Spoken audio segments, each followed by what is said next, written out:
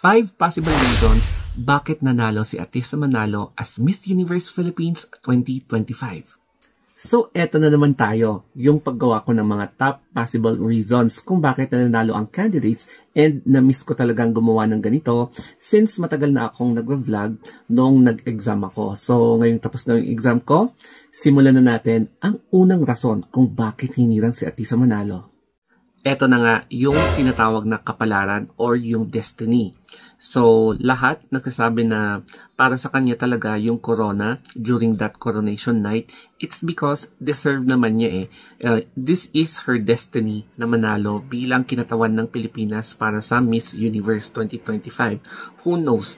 Etong kapalaran na to might be na isa sa mga possible na rason ulit na manalo ang Pilipinas sa Miss Universe. Who knows, diba? Pangalawa naman ay yung loving support ng pamilya ni Atisa Manalo.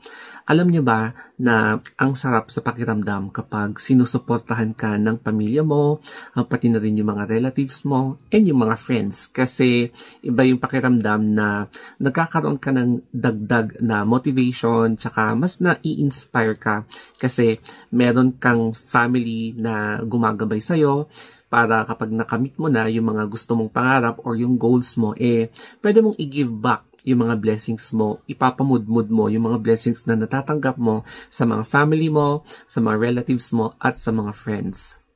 Number 3 is yung performance.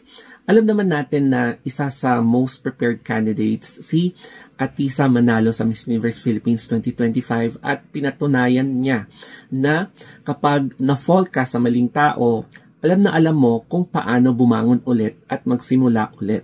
So, katulad ng nangyari sa kanya sa evening gown competition na napadapa siya kasi mukhang natalisod ata siya, na-out balance or natapakan niya yung gown niya, mga ganyan.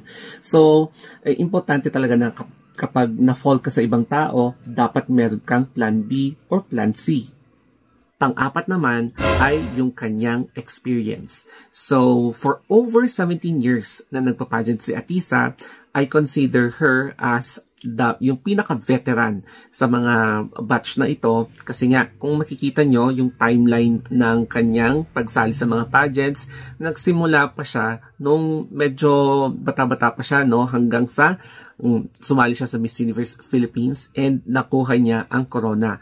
So, hindi niya sinayang yung opportunity, yung chance, at yung parang possibility na makuha niya yung destiny na to bilang bagong kinatawan ng Pilipinas para sa Miss Universe.